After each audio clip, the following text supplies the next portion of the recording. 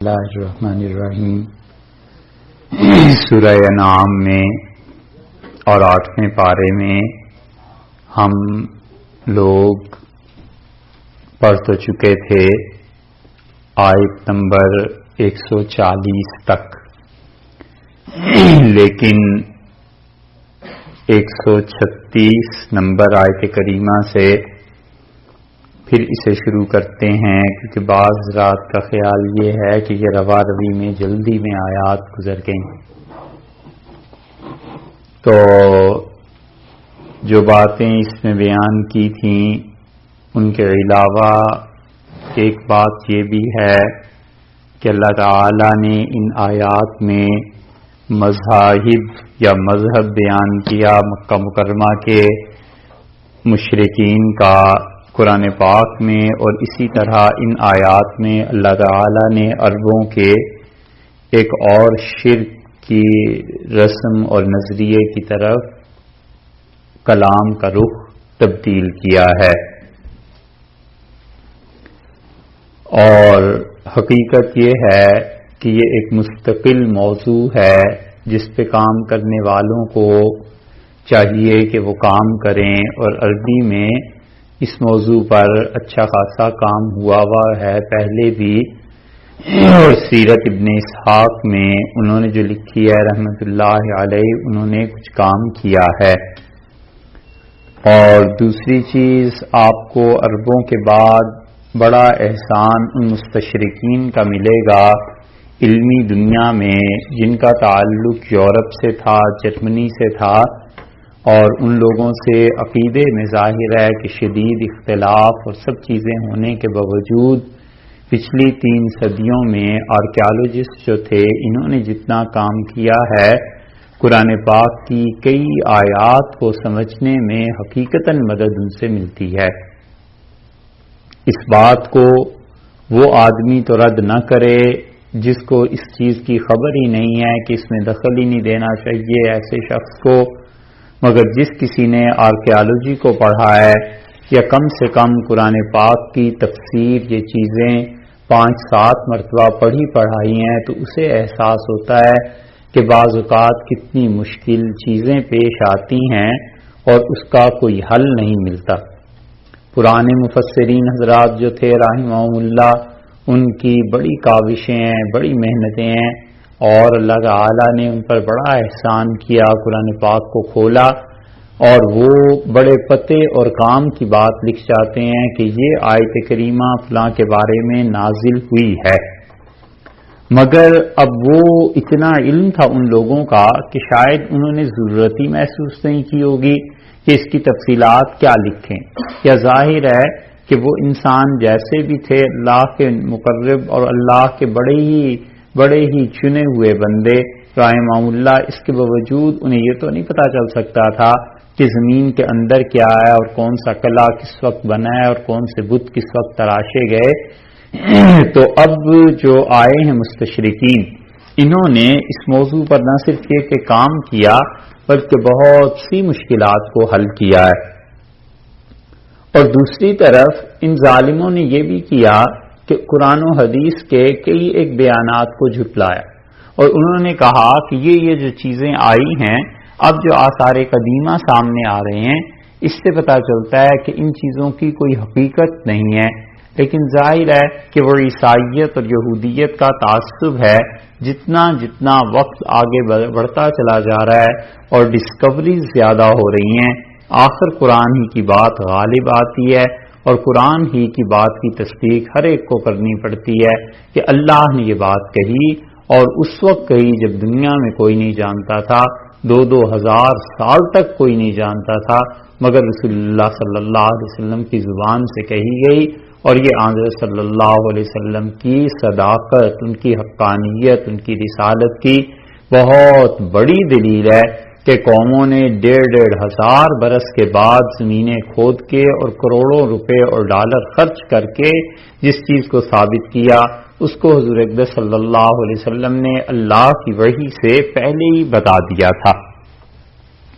عربوں کے ہاں جو قدیم مذاہب رہے ہیں وہ مذاہب ایسے تھے کہ ان لوگوں نے کچھ چیزیں لکھی ہیں، ان کی پرانی کتابیں آپ پڑھیں تو یہ ایک خاص موضوع ہے کہ عرب کس کس بت کی پرستش کرتے رہے اور کہاں سے شرک پھیلا۔ اصل میں شرک کا مرکز اور منبع تو مصر تھا، اور مصر سے پوری دنیا میں شرک پھیلا ہے۔ مصر کا شرک ہندوستان بھی پہنچا۔ یہ الگ بات ہے کہ کچھ کہتے ہیں کہ خود مصر نے شرک جا کر ہندوستان سے سیکھا تھا۔ کچھ بھی ہو، بہرحال یہ یونان کا شرک وہ تو خالصتاً مصریوں سے انہوں نے سیکھا، اور مصری ایسی چیزیں بناتے تھے جب ان کی شرک میں دنیا کی بتوں اور پوجا سے کوئی تسلی نہیں ہوئی تو انہوں نے آسمان پہ ستاروں پر غور کرنا شروع کیا، اور جو جو چیز انہیں ستاروں میں نظر آتی گئی وہ ان کو اپنے شرک کا محور اور مرکز اور اللہ کی ذات پاک کا شریک ٹھہراتے رہے، جو ذات ہمیشہ سے ہمیشہ تک وحدہ لا شریک ہے۔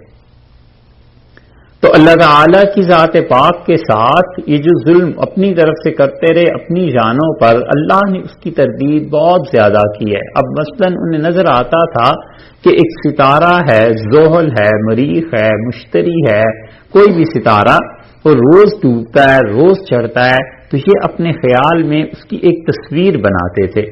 اس تصویر کے نام پر ایک بت بن جاتا تھا، اس بت کی وہ پرستش کرتے تھے، اس پہ قربانیاں چڑھاتے تھے۔ اتنا خون ان بتوں پہ بہایا جاتا تھا کہ اسلام کی تاریخ اگر آپ اٹھا کر دیکھیں تو 200 برس کے بعد بھی ان بتوں پہ سارا خون جمع ہوا رہتا تھا، اور بعد میں لوگوں نے اسے ختم کیا ہے، توڑا ہے، جو کچھ بھی کیا ہے، لیکن اتنی زیادہ قربانیاں ان پر دیتے تھے۔ اور مسئلہ یہ تھا بیچ میں کہ وہ جو ستارے ہیں ان کی گردش سے یہ اپنے آپ کو محفوظ رکھیں اور ستاروں پر ایمان لائیں، یا پھر یہ کہ دوسری چیز جو مصر والوں نے شرک میں رائج کر دی تھی، وہ سمجھتے تھے کہ یہ جو شرک تو نہیں، وہ تو اپنے لیے توحید علیہ باللہ سمجھتے تھے، وہ ارواح تھیں کہ روحیں جو ہیں یہ مدد کرتی ہیں، اور روحیں جو ہیں وہ خدا سے چیزیں منوا لیتی ہیں۔ اس لیے عجیب و غریب قسم کے غار اور یہ چیزیں اب بھی ملیں گی، اور ان کے پرانے جپنے کے منتر ملیں گے، اور ان کا یہی نظریہ تھا کہ جس طرح سے یہ ٹرائی اینگل اور ٹیٹرا شیپ جیسے بناتے ہیں، یہ سب کی سب چیزیں روحوں نے سکھائی ہیں، اور ستارے جو ہوتے ہیں ان کے ایسے اثرات مرتب ہوتے ہیں کہ جو چیز کے اندر رکھتی جائے وہ چیز تا دیر قیامت تک خراب نہیں ہوتی۔ اس قسم کی بہت سی چیزیں ہیں جو مصر کی تاریخ سے تعلق رکھتی ہیں۔ بنو قحطان جو تھے یہ ان قبائل میں سے تھے جن کا زمانہ اسلام کے قریب ہے۔ بنو قحطان جو تھے قبائل میں سے، اور جنوبی عرب کا جو حصہ ہے یمن اور حضرموت، یہ چونکہ عاد وغیرہ قبائل کا مسکن رہا ہے، اس لیے شرک کا زور بہت زیادہ اس میں تھا۔ آگے جو سورہ اعراف آ رہی ہے اس میں انشاءاللہ کچھ تھوڑی سی تفصیل سے بھی یہ چیزیں آ جائیں گی کہ ان اقوام کے مساکن کیا رہے ہیں اور یہ کیسے شرک کرتے رہے ہیں۔ سر دست تو جو آیت کریمہ ہے اس کی بات کرنی ہے کہ جنوبی عرب کا جو حصہ تھا یمن اور حضرموت، ان لوگوں کے ہاں شرک تھا، اور یہ سارا شرک انہوں نے مصر سے سیکھا تھا، اور وہاں جو کچھ ہوتا تھا یہاں پہ بھی ہوتا تھا، اور اس کے ساتھ ساتھ بڑا مرکز ان کے لیے بابل تھا۔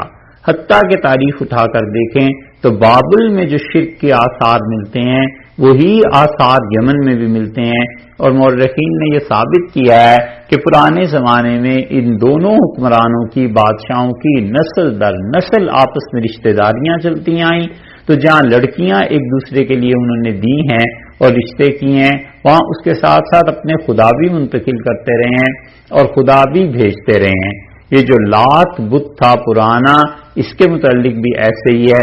اسی لیے یہ جو یونان کی تہذیب میں اس طرح کے بت ملتے ہیں کہ تھیوڈو اور لیڈو ان کے نام سے ایسے الفاظ جو ملتے ہیں، یہ یہی کہتے ہیں کہ یہ اصل میں یہیں سے گیا تھا، اور یہ بھی اصل میں حابیل حضرت آدم علیہ السلام کے جو بیٹے تھے ان کے نام پر بنائے گئے تھے یہ بت، اور اس طرح پر یہاں سے یہ شرک وہاں پہ منتقل ہوا۔ تو بنو قحطان جو تھے یہ آخری قبائل میں سے ہیں جنہوں نے اسلام کا دور دیکھا ہے، اور چونکہ بنو قحطان وہاں پر حکمران بھی تھے، اس لیے انہوں نے اپنی حکمرانی میں شرک کے معابد اور مراکز قائم کیے۔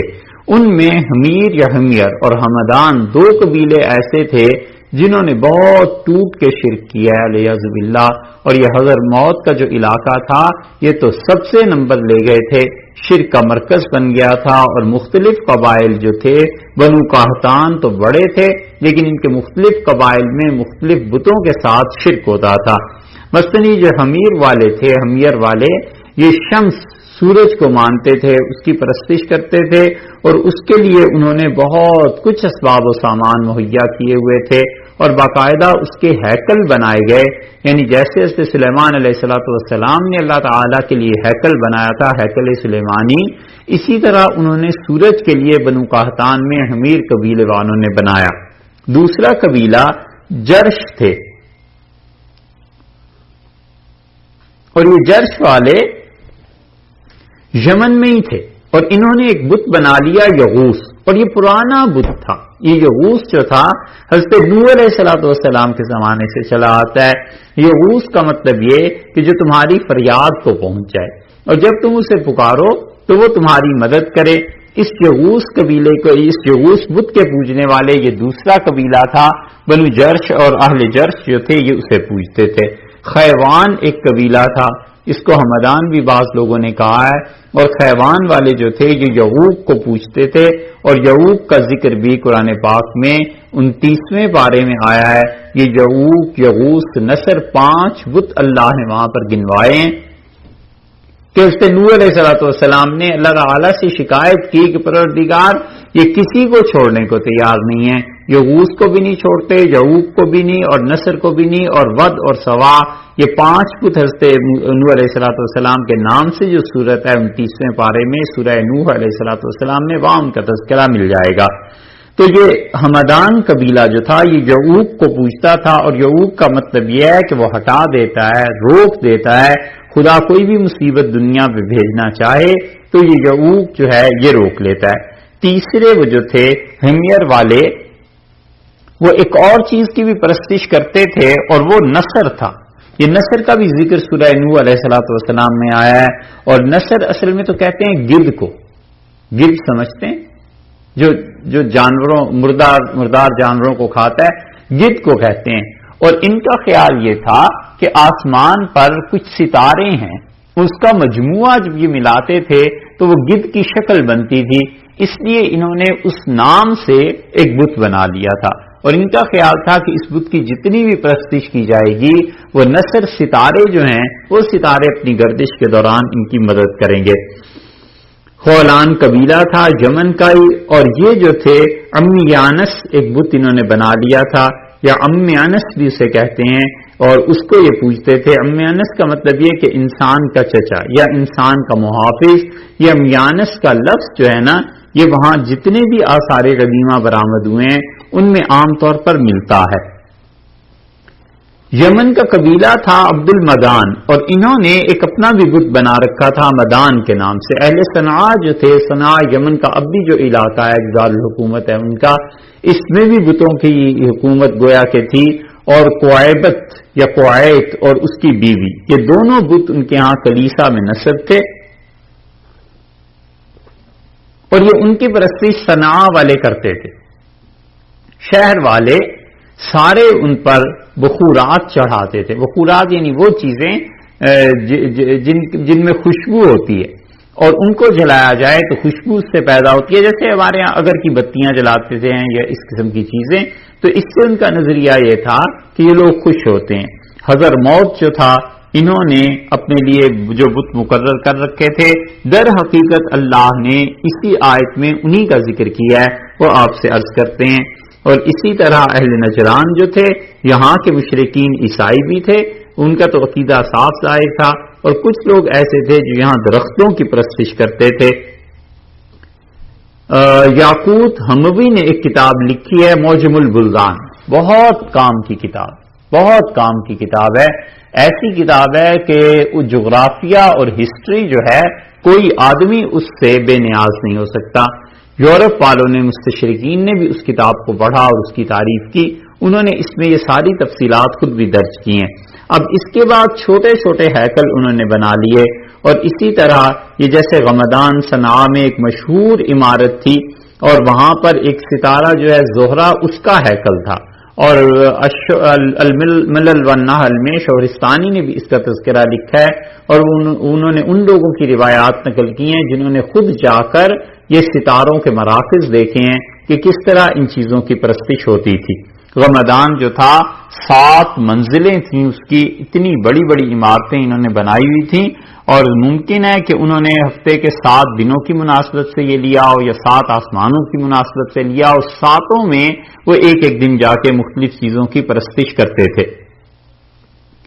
مارگولیت ایک بڑا زہریلا مستشرق ہے، یعنی اس نے رسول اللہ صلی اللہ علیہ وسلم پہ اور اسلام پہ کئی ایک اعتراضات کیے ہیں۔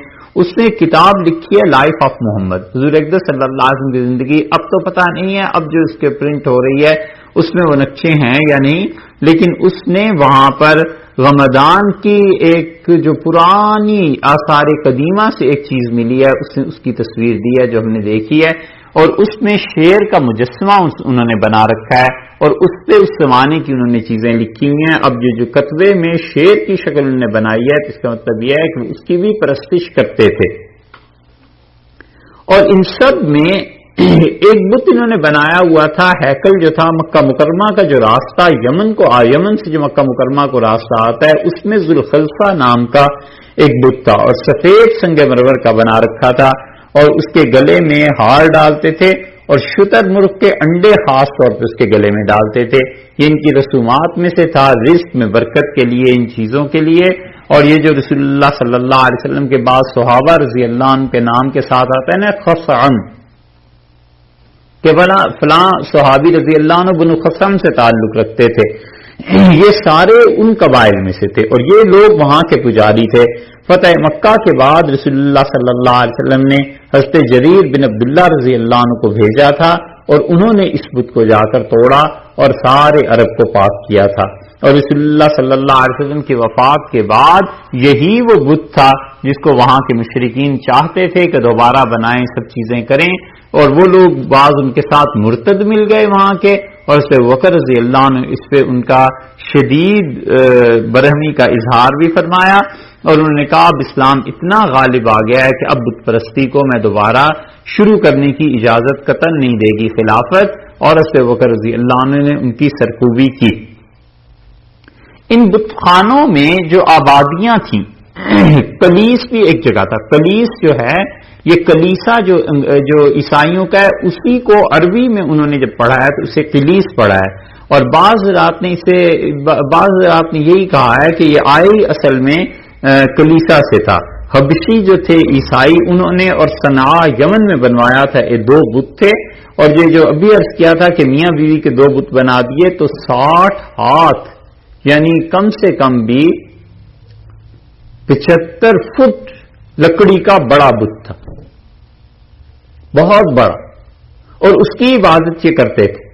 اور دوسری صدی ہجری میں صفا خلیفہ جو تھا اس کے زمانے میں یہ بت وہاں پر ٹوٹ گیا تھا اور برباد ہوا ہے، یہ ساری کی ساری چیزیں۔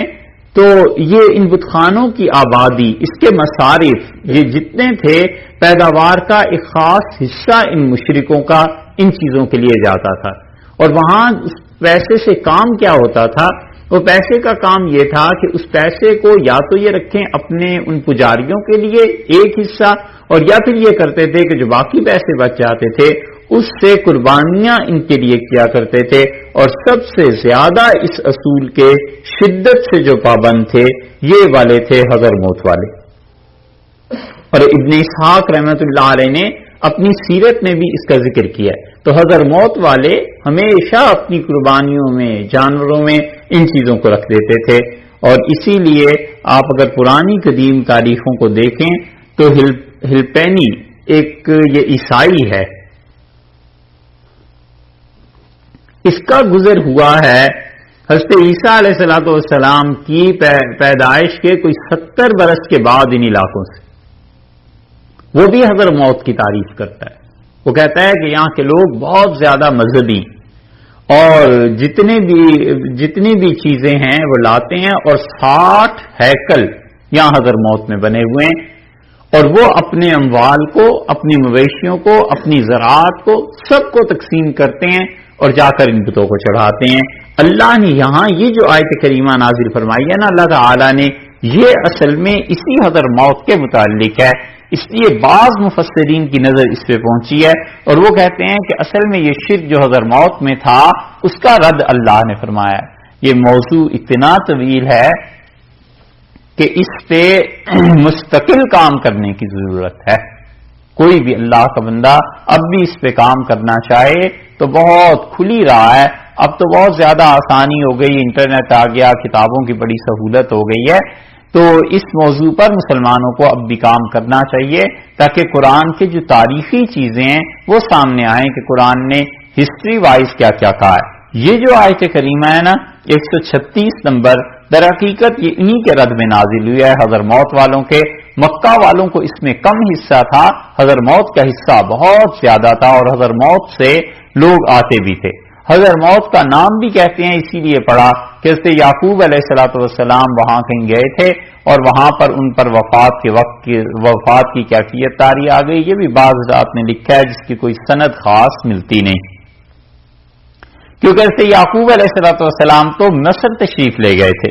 بہرحال وہ ایک الگ موضوع ہے۔ اللہ تعالیٰ نے فرمایا کہ وجعلوا للہ، اور یہ جو مشرکین ہیں حضر موت والے، یہ کیا کرتے ہیں؟ اللہ کے لیے ٹھہراتے ہیں مما ذرا من الحرث والانعام، جو کچھ کے پیدا کی ہے کھیتی اور مویشی، اللہ تعالیٰ نے نصیباً ایک حصہ اس کا یہ اللہ کے لیے رکھتے ہیں اور اسے الگ کر دیتے ہیں۔ فقالو، پس یہ کہتے ہیں ھذا للہ، یہ اللہ کے لیے ہے، بزعمہم، اور وہ اپنے خیال کے مطابق اسے کہتے ہیں، یعنی اس کی کوئی حقیقت نہیں ہے، محض ان کا خیال یہ ہے کہ وہ ایک تو بڑے خدا کو مانے اللہ تعالی کو، اور اس کے بعد یہ بھی مانے کہ ستارے کس کس طرح اس دنیا پر حکومت کرتے ہیں اور ستاروں کی حکمرانیاں کیسے چلتی ہیں۔ اسی لیے رسول اللہ صلی اللہ علیہ وسلم نے ستارہ پرستی کو بھی اتنا ہی شرک میں رد فرمایا ہے جیسے اور شرک کو رد فرمایا ہے۔ تو یہاں پر فرمایا کہ ھذا للہ بزعمہم، کہتے ہیں کہ یہ ایک حصہ جو ہے اس میں یہ اللہ کے لیے۔ اچھا، اور باقی کیا ہوا؟ فما کان وھذا لشرکائنا، اور کہتے ہیں کہ جو دوسرا حصہ ہے یہ ہمارے شریکوں کا ہے۔ یہ شریک کون ہے؟ یعنی جنہیں ہم نے خدا کا شریک بنایا۔ اس شریک سے مراد یا تو وہ ستارے ہیں جن کے نام پر انہوں نے بت بنا لیے، یا وہ ارواح ہیں جن ارواح سے مدد مانگنے کے لیے یہ لوگ اس قسم کی چیزیں کیا کرتے تھے۔ یہ مستقل شرک کا ایک شعبہ ہے۔ آپ قدیم زمانے کی تاریخ کو اٹھا کر دیکھیں، اکثر اقوام میں یہ شرک کا حصہ ملے گا کہ یہ سمجھتے تھے اللہ کے جتنے نیک بندے دنیا سے چلے جاتے ہیں ان کی ارواح حاضر ہو جاتی ہیں اور ان کی ارواح آتی ہیں اور وہ مدد کرتی ہیں۔ تو اس لیے ان کا مراد یہ تھی کہ ان روحوں کو خوش کرنے کے لیے یہ ہے ایک حصہ۔ دوسری چیز یہ ہے کہ ھذا لشرکائنا، وہ اس کا حصہ دیتے تھے کس کو؟ جنات کو، کہ ان کا خیال تھا جنات مدد کرتے ہیں۔ اور تیسری چیز یہ ہے کہ مفسرین کہتے ہیں کہ اس کا مطلب یہ ہے کہ وہ جو شریک ہم نے خدا کے بنائے ہیں، جو زندہ ہیں، جو پروہت ہیں، پجاری ہیں، جن انسانوں کی پرستش کی جاتی تھی اور انسان زندے تھے، زندہ انسانوں کو بٹھا کر ان کے سامنے ہاتھ جوڑتے تھے اور پرستش کرتے تھے، یہ سب کی سب چیزیں یہ ہیں ان کے لیے ہیں۔ تو تینوں قسم کے شرک کا اللہ نے رد فرما دیا۔ اب بھی آپ نیپال میں چلے جائیں، ہم گئے تھے وہاں پہ بعض چیزیں دیکھنے کے لیے، تو خود جو کچھ اپنی آنکھوں سے دیکھا، بدھسٹ جو ہیں وہاں پہ عام طور پر پھرتے ہوئے مل جاتے ہیں بھکشو جو ہوتے ہیں ان کے، جو مانگتے ہیں نا، اور بھکشو انہیں کہتے ہیں، خاص قسم کا لباس، بالکل بلا تکلف پھرتے ہوئے مل جائیں گے۔ ان کی ایک جگہ تھی جس کو دیکھنے کا تھا کہ اس کو دیکھنا چاہیے، تاریخ میں اس کا ذکر آیا، بہت بڑا گنبد تھا، اتنا بڑا گنبد تھا کہ شاید ویسا گنبد یہاں ہندوستان میں حیدرآباد اور ان علاقوں میں کہیں ہے جو تاریخ میں آتا ہے، وگرنہ اتنا بڑا گنبد شاید اور کہیں ہو، لیکن بہت بڑا گنبد ہم نے دیکھا، اور اس میں ایک آدمی زندہ بیٹھا ہوا ہے اور لوگ اس کی پرستش کر رہے ہیں، لوگ اس کی پوجا کر رہے ہیں، اور عجیب و غریب قسم کے ساز بجاتے ہیں، اور پھر اس کے ساتھ ساتھ موم بتیاں وہ جلاتے ہیں، اور ایک جیسے جیسے یہ سینی ہوتی ہے تھال گہرا، اس کے پیچھے اس کے اوپر کی طرف اس میں ہتھیاں لگا کے اسے آپس میں بجاتے رہتے ہیں، اور وہ اس کی بنی ہوئی تھیں پیتل کی، اور وہ بہت اوپر بیٹھا ہوا ہے اور لوگ اس کے سامنے کوئی رکوع میں جھک رہا ہے، کوئی سجدہ کر رہا ہے، وہ کچھ خاص چیز پڑھ رہے تھے اپنی، ہمیں تو سمجھ نہیں کیا پڑھ رہے تھے اپنی زبان میں جو بھی جپ رہے ہوں گے، مگر ایک خاص وقت آتا ہے اس پہ کوئی سجدے میں گر رہا ہے، کوئی کام کر رہا ہے. یہ چیز ہے اللہ کے اس بیان کی تصدیق ان چیزوں سے بھی ہوتی ہے، اس تاریخ سے بھی، اگرچہ اس کی ذات پاک اور اس کے بیانات ان ساری تصدیقات سے بہت اونچے ہیں کہ لوگ زندوں کی بھی پرستش کرتے تھے اور پوجتے تھے. یہ جو ہاتھ باندھنا ہے یہ خدا کی عبادت کا ایک حصہ ہے. اس لیے بعض لوگوں کو آپ دیکھیں اپنے مشائخ اپنے بزرگوں کے آنے پہ غیر ارادی طور پر ہاتھ باندھ دیتے ہیں. منع کرنا چاہیے اس بات سے. اور افسوس یہ ہوتا ہے کہ بہت بڑے بڑے لوگ انہیں پرواہ بھی نہیں ہوتی کہ کوئی ہاتھ باندھ کے ہمارے لیے کھڑا ہے. منع اس لیے کرنا چاہیے کہ یہ ہاتھ باندھنا اللہ کی تعظیم کے لیے ہے، یہ خود ایک عبادت کا حصہ ہے. اس لیے کسی کے لیے بھی ہاتھ باندھنے کو حرام قرار دیا گیا ہے، منع کیا گیا ہے، شریعت نے منع کیا ہے، کیونکہ اس سے بھی مشابہت وہی پیدا ہوتی ہے کہ گویا یہ اس کی عبادت کا ایک حصہ ادا کر رہا ہے علیہ باللہ. اور اسی لیے قرآن پاک کی تلاوت جو ہے اس پہ ہاتھ باندھنے کے لیے کہا گیا ہے کہ گویا اللہ کے حضور میں حاضر ہے اگر کوئی آدمی ہاتھ باندھتا ہے. امام محمد رحمۃ اللہ علیہ کے نزدیک حنفی فقہا میں وہ کہتے ہیں جب نماز شروع کرے تو وہ اس کے قائل ہیں کہ دونوں ہاتھ کھلے چھوڑ دے اللہ کے سامنے. اور پھر وہ کہتے ہیں جیسے امام مالک رحمۃ اللہ علیہ کا فتویٰ ہے، امام محمد رحمۃ اللہ علیہ کا فتویٰ ہمارے ہاں یہی ہے. پھر وہ کہتے ہیں کہ جب قرآن پاک پڑھا جائے گا تو اس کی تعظیم کے لیے ہاتھ باندھے جائیں گے کیونکہ خدا کی کتاب پڑھی جا رہی ہے. تو اللہ اکبر کہہ کے ہاتھ چھوڑ دے گا، پھر ثنا پوری پڑھی جائے اور ثنا کے بعد جب قرآن شروع کیا جائے تو اس وقت ہاتھ باندھے جائیں. یہ وہ چیز ہے. اور اسی سے آگے ایک اور مسئلہ بھی ثابت ہو جاتا ہے. اور دعائے قنوت جو ہم وتر میں پڑھتے ہیں امام محمد رحمۃ اللہ علیہ کہتے ہیں اس میں ہاتھ کھلے چھوڑ دیے جائیں اللہ کے سامنے کیونکہ وہ قرآن نہیں ہے لہذا اس کے لیے ہاتھ نہیں باندھے جائیں گے. تو یہ ایک مسئلہ کہاں کہاں اس کے اثرات پڑتے ہیں، یہ اصول کی بات ہو جاتی ہے. تو کسی کے لیے بھی ہاتھ باندھنا یہ بھی عبادت کا ایک حصہ بن جاتا ہے. مت ہاتھ باندھے جیسے کہ ہاتھ باندھے جاتے ہیں، گٹا پکڑا جاتا ہے نا دائیں سے بائیں ہاتھ کو، جیسے نماز میں ہاتھ باندھے جاتے ہیں، بس ایسے نہ باندھے. ویسے موسم کے اعتبار سے یا غیر ارادی غیر شعوری طور پر کوئی بات ہے تو اس پہ تو یہ فتویٰ نہیں آئے گا، مگر جان بوجھ کے ارادے کے ساتھ تعظیم کے لیے ہاتھ باندھنا یہ حرام ہے. تو اللہ تعالی نے یہاں پر یہ جو شرک کا کہا ہے نا کہ اس طرح کرتے ہیں زندہ، تو پھر شرکاؤں سے مراد تیسرے وہ ہو گئے جو مندروں کے پروہت، پجاری، برہمن، ان کے مذہبی پیشوا. اللہ نے فرمایا ہے ایک حصہ اللہ کے لیے رکھ دیتے ہیں، باقی سارے حصے انہیں دے دیتے ہیں. اور پھر فما کان لشرکائہم، اور جو کچھ ان کے شریکوں کا حصہ ہوتا ہے فلا یصل الی اللہ، وہ اللہ تک نہیں پہنچتا، وہ اللہ کی طرف نہیں جانے دیتے. خاص طور پر نظر رکھتے ہیں کہ اگر خدا کے حصے میں کوئی اچھی چیز آ گئی تو وہ تو بتوں کے نام پہ ان شرکا کے نام پر دے دیں، اور جو شرکا کے حصے میں کوئی اچھی چیز آ گئی وہ اللہ کے نام پہ بالکل نہیں دیں گے. اللہ نے فرمایا وما کان للہ فہو یصل الی شرکائہم، اور جو چیز اللہ کے لیے تھی اگر وہ اچھی ہے تو وہ ان کے شریکوں کے پاس پہنچ جائے گی. ساء ما یحکمون، کتنا برا انصاف ہے، کتنا برا حکم ہے، کیا بری چیز ہے جو یہ کرتے ہیں کہ اللہ جس نے سب کچھ دیا اس کا حق متعین اور کوئی چیز اس میں اچھی نہ چلی جائے، ادھر سے ادھر نہ چلی جائے، اور اللہ کی طرف سے کوئی چیز ادھر چلی جائے کوئی عرض نہیں ہے. یہ عقیدہ ہے کہ یہ بھی اللہ کے پیارے ہیں، اگر ان کو کچھ دے دیا تو خدا اس سے خوش اور راضی ہو جائے گا.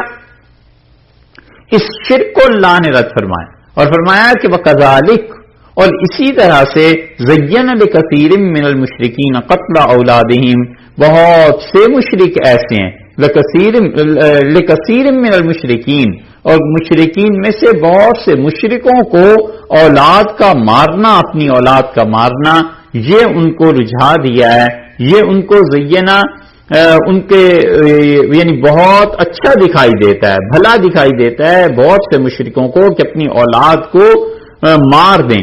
شرکاؤہم، ان کے شریکوں نے انہیں سکھا دیا. تو ترجمہ یوں بنا کہ وَكَذَلِكَ، اور اسی طرح، یعنی جیسی یہ غلط حرکتیں کر رہے ہیں ایسے ہی ایک غلط حرکت یہ بھی ہوئی کہ زینا، بھلی دکھائی دی ہیں، اچھی دکھائی دیتی ہیں لِكَثِيرٍ مِّنَ الْمُشْرِكِينَ، بہت سے مشرکوں کو کیا چیز؟ قتل اولادہم، اپنی اولادوں کا قتل کرنا، یہ فعل، یہ عبادت بڑی اچھی انہیں دکھائی دیتی ہے. اور کس نے مزین کی ہیں؟ زینہ کس نے اچھی کی ہیں؟ شرکاؤہم، ان کے شریکوں نے، ان کے جو شریک ہیں وہ سکھاتے ہیں انہیں کہ اپنی اولادوں کو قتل کرو. اور شریک سے کل بھی عرض کیا تھا، ابھی بھی عرض کیا ہے کہ تین ہی گروہ مراد ہو سکتے ہیں. یا تو مراد یہ کہ ان کے معبود جنات انہیں سکھاتے ہیں، یا جو زندہ انسان ہیں مندروں میں بیٹھے ہوئے وہ انہیں تلقین کرتے ہیں، اور یا یہ کہ جن بتوں کی پرستش یہ کرتے ہیں اور اس کے پیچھے عالم ارواح کو یہ مانتے ہیں. تو جو پچھلے تھے ان کے، انہوں نے یہ چیز انہیں سکھا دی ہے کہ اپنی اولادوں کو قتل کرو، اور قتل بھی کس کے نام پر کرو؟ دین کے نام پہ اور اللہ کے قرب کے نام پہ، اور اللہ تعالیٰ کے قریب ہونے کے لیے اپنی اولادوں کو قتل کرو. اور یہ اولادوں کا قتل یہ حضر موت والوں میں بہت زیادہ تھا. اپنے بچوں کو لے جا کر اور بتوں کے سامنے ذبح کر دیتے تھے، اور مائیں ذبح کرتی تھیں اپنے بچوں کو. کوئی حد ہے اس جہالت اور گمراہی کی، اور الیاذ باللہ اس خدا کی نافرمانی کی. کوئی حد ہے کہ مائیں اپنے بچوں کو جا کر ذبح کر یہ کرتے تھے. اور یہی بد رسم وہاں سے عربوں میں آ گئی تھی حضر موت سے. مکہ والوں میں بھی اگرچہ کم تھے، لیکن ان کے ہاں جب کسی کے 10 بیٹے ہو جاتے تھے تو وہ یہ بھی نظر مان لیتا تھا کہ میں ایک بیٹا بتوں کے نام پہ دے دوں گا. یہ لڑکوں کو ذبح کرنا یہ ان مشرکین میں تھا. ہندوستان میں بھی، گنگا میں، جمنا میں جو مگرمچھ اور مختلف جانور تھے، ان کے سامنے اپنے بچوں کو بلا تکلف عورتیں پھینک آتی تھی کہ یہ جانور گھڑیال اور مگرمچھ ان بچوں کو کھائیں گے، اور اس میں شان پیدا ہو جائے گی خدائی کی، اور یہ جو دریا ہیں یہ خوش ہو جائیں گے، اور جب خوش ہو جائیں گے تو آئندہ سالوں میں سیلاب نہیں آئے گا، اور ہماری کھیتیاں، فصلیں، گھر برباد نہیں ہوں گے، تباہ نہیں ہوں گے. اس طرح یہ کرتے تھے. کلکتہ میں یہی حال تھا. انگریزوں نے آ کے اسے روکا تھا. کالی دیوی کے نام پہ وہاں پر بچے ذبح کر دیے جاتے تھے. تو ہر ایک مشرک قوم اپنی اولادوں کو قتل کرنا یہ بھی ان کے ہاں رہا ہے. اور اللہ تعالیٰ نے فرمایا ہے کہ یہ انہیں سکھاتے تھے ان کے شریک، وہ انہیں یہ تلقین کرتے تھے لِيُرْدُوهُمْ، تاکہ اس کے نتیجے میں وہ ان کو ہلاک کریں، تباہ کریں، ان کی اولادیں ذبح ہو جائیں اور ان لوگوں پر پورا اثر رہے ہمارا. وَلِيَلْبِسُوا عَلَيْهِمْ دِينَهُمْ، اور دوسری غرض کیا تھی؟ تاکہ ان کا دین ان پر خلط ملط ہو جائے. کوئی کسی بھی دین کی طرف انہیں دعوت دے تو جس دین کے لیے انہوں نے اپنے بچوں کو قربان کیا ہوا ہے اس کو کیوں چھوڑیں گے، اس کو کیوں ہٹائیں گے وہاں سے، خود اپنے آپ کو اس دین سے کیوں پھرائیں گے کہ ہم نے اپنے بچوں کی قربانی دی ہے، خون دیا ہے اس کے لیے. اور اس کے ساتھ ساتھ اولاد کے پہلے گزر گیا کہ فصلوں میں اور ہر چیز میں انہوں نے حصے رکھے ہوئے تھے. دو چیزیں ہو گئیں، ایک تو انہوں نے قتل کرایا اس لیے تاکہ ان کے بچے، تاکہ ان کو ہلاک کریں، ایک ان کا دین ان پہ خلط ملط کر دیں. دو چیزیں وہ دین ہوں گے جو فرمایا ہے نا، تو ان کا دین مراد ہے، یعنی یہ شرک اور شرکیہ رسومات. وگرنہ عربوں کا اصل دین تو توحید تھی. حضرت ابراہیم علیہ الصلوۃ والسلام میں توحید تھی، حضرت اسماعیل، حضرت اسحاق علیہ الصلوۃ والسلام میں توحید تھی، اور یہ توحید بہت بعد تک چلتی رہی ہے. قیدار جو تھے حضرت اسماعیل علیہ الصلوۃ والسلام کی اولاد میں، قیدار کا ذکر آپ دیکھ لیجئے، بائبل میں، تورات میں، انجیل میں، ان جگہوں پہ آتا ہے. یہ جو قیدار تھے یہ رسول اللہ صلی اللہ علیہ وسلم کے جد امجد ہیں. حضرت صلی اللہ علیہ وسلم کا نسب جو اوپر کی طرف جاتا ہے، یہ قیدار حضرت اسماعیل علیہ الصلوۃ والسلام کے آگے نسل میں سے ہیں، ان کے تو یہ یہاں بھی توحید تھی. وَلَوْ شَاءَ اللہ، اور اگر اللہ چاہتا ما فعلوا تو لوگ یہ کام نہ کرتے. اللہ اگر چاہتا تو یہ کام نہ کرتے، یعنی اللہ تعالیٰ نے اگر جبر کرنا ہوتا ان پہ تو یہ شرک ہوتا ہی نہ. فَذَرْهُمْ وَمَا يَفْتَرُونَ، آپ انہیں چھوڑ دیں، یہ جانیں ان کا جھوٹ جانیں، آپ انہیں بھی چھوڑ دیں. اور فَذَرْهُمْ وَمَا يَفْتَرُونَ، آپ انہیں چھوڑ دیجئے اور یہ جانیں، مطلب اپنے کام سے کام رکھیں. وَمَا يَفْتَرُونَ، اور جو جھوٹ یہ بولتے ہیں وہ جانیں اور یہ جانیں. کوئی تعلق نہیں ہے اس کا اسلام کا اور ان کا اور توحید کا اور ان کا اور رسالت اور صاحب رسالت علیہ الصلوۃ والسلام کا اور ان ظالموں کا.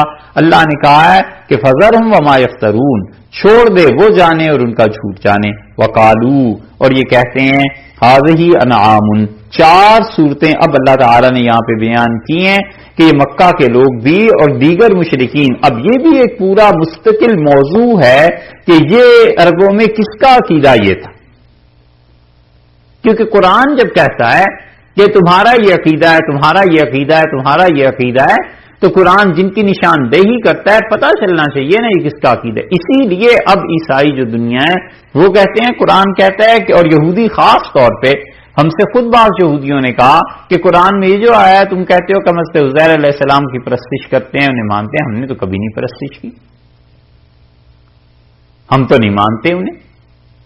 یہ سورہ توبہ میں انشاءاللہ کچھ بات امید ہے آ جائے گی کہ قرآن نے جن جن یہودیوں اور عیسائیوں کا تذکرہ کیا ہے کہ یہ ایسے کہتے ہیں، یہ ایسے کہتے ہیں، آخر یہ کون سے فرقے تھے، کہاں پائے جاتے تھے. ان چیزوں کے جوابات اس لیے بھی ضروری ہیں کہ جس آدمی کو بھی غیر مسلموں میں دعوت کا کام کرنا ہے، اگر اس کے پاس یہ ویپنز نہیں ہوں گے، یہ ہتھیار نہیں ہوں گے اور اس کی تیاری نہیں ہوگی تو کوئی بھی اسے لاجواب کر سکتا ہے. وہ کہے گا کہ بھئی جس زمانے کا تم ذکر کرتے ہو کہاں ہم نے کسی کی خدا کے علاوہ ہم کسی کو مانتے ہی نہیں، تو اب آدمی کیا کرے. یہ چیزیں یہاں بھی 4 رسومات کا ذکر کیا اللہ نے اس آیت میں. وَقَالُوا هَٰذِهِ أَنْعَامٌ وَحَرْثٌ حِجْرٌ، کہتے ہیں کہ یہ مویشی ہیں، انعام چوپائے، وَحَرْثٌ اور کھیتی ہے، حِجْرٌ یہ منع ہے. کس کو منع ہے؟ جس کو وہ چاہیں کھلائیں اور جس کو نہ چاہیں نہ کھلائیں. لَا يَطْعَمُهَا إِلَّا مَن نَّشَاءُ بِزَعْمِهِمْ، اور اس کو نہیں کھلاتے، کہتے ہیں کہ منع ہے اس کو کوئی نہ کھائے مگر جس کو ہم چاہیں گے. اور یہ سب کچھ کیا ہے؟ بِزَعْمِهِمْ، اپنے خیال پر ہے. قرآن نے پہلے بھی یہ لفظ استعمال کیا نا، بِزَعْمِهِمْ، اپنے زوم میں، خیال میں. یہاں بھی قرآن کہتا ہے ان کا اپنا خیال ہے، یعنی اس کے پس پشت کوئی حقیقت نہیں ہے، کوئی سچائی نہیں ہے، کوئی دلیل نہیں ہے. اس لیے اللہ کا جو کلام آگے آ رہا ہے آپ اس میں زور دیکھیں جہاں خدا کہتا ہے کہ دلائل لے کے آؤ، کوئی دلیل لاؤ. تم کہتے ہو کہ یہ ساری چیزیں ایسے اور ایسے ہیں، اس حلال اور حرام ہونے پہ کوئی دلیل ہونی چاہیے. یہاں پر دیکھیے تو اللہ نے یہی کہا ہے کہ بِزَعْمِهِمْ، یہ ان کا اپنا گمان ہے. اپنے گمان میں وہ کہتے ہیں کہ یہ جو کھانا ہے اور اس کے ساتھ ساتھ یہ مویشی اور کھیتیاں جو ہیں اس کو منع کیا گیا ہے کہ فلاں کھائیں اور فلاں نہ کھائیں.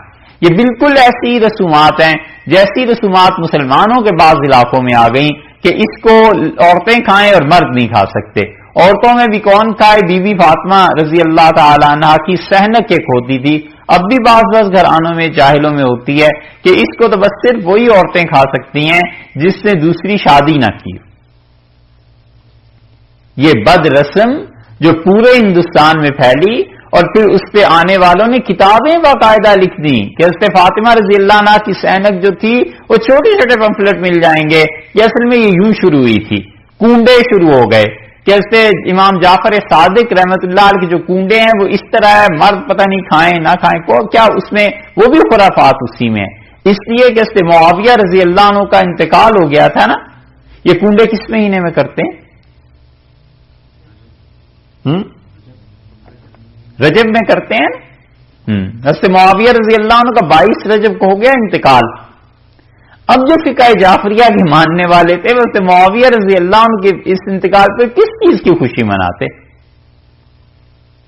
اس لیے کہ حکمرانی حکومت اس کے اظہار کھل کے تو نہیں ہو سکتے تھے. بعد والے جو آئے ان لوگوں نے کیا. یہ جتنے اہل تشیع ہیں انہوں نے 22 رجب کو جو کنڈے رکھے حضرت معاویہ رضی اللہ عنہ کے وفات کی خوشی میں، اور یہ جو محرم مناتے ہیں 10 محرم سے، یعنی محرم کے بالکل پہلے دن سے لے کے اور 9 ربیع الاول 8 ربیع الاول تک کے مناتے ہیں۔ محرم پورا، سفر پورا اور ربیع الاول کے 8-9 دن بس بالکل ماتم بھی رہے گا، سیاہ کپڑے بھی پہنیں گے اور کوئی شادی بھی نہیں، کچھ بھی نہیں۔ یہ آخر کیا وجہ ہے؟ اس لیے کہ ان کے نزدیک حضرت عمر رضی اللہ عنہ کی شہادت جو تھی وہ 9 ربیع الاول کو ہوئی تھی، تو وہ اس دن پھر خوشی مناتے ہیں کہ بہت اچھا ہوا ہے۔ یہ ان کی تاریخ آپ اٹھا کر دیکھیں، پڑھیں، پھر آپ کو سمجھ میں آ جائے گی ساری بات۔ بالکل ہم جھوٹ نہیں کہتے اور کسی مبالغے سے کام نہیں رہتے، علیہ باللہ۔ آپ ان کے کسی مجتہد سے پوچھیں کہ محرم کب تک منانا چاہیے، وہ کہتے ہیں یکم محرم سے لے کے اور 8 یا 9 ربیع الاول کہتے ہیں وہاں تک۔ وہ آخری دن جو خوشی کا مناتے ہیں، یعنی آج نہا لیے، فارغ ہو گئے، سیاہ کپڑے اتر گئے، بڑی خوشی ہو گئی کہ چلو یہ سال عبادت کا سہارا گزر گیا، وہ جو عید منانی ہے نا اس دن، وہ اس لیے مناتے ہیں کہ حضرت عمر رضی اللہ عنہ کی شہادت کا وہ کہتے ہیں اس دن ہوئی تھی۔ اسی لیے ہم کہتے ہیں کہ آپ تحفہ اثنا عشریہ کو پڑھیے اور پڑھیے کسی استاد سے تاکہ پتہ چلے شاہ عبدالعزیز صاحب رحمۃ اللہ علیہ نے لکھا کیا۔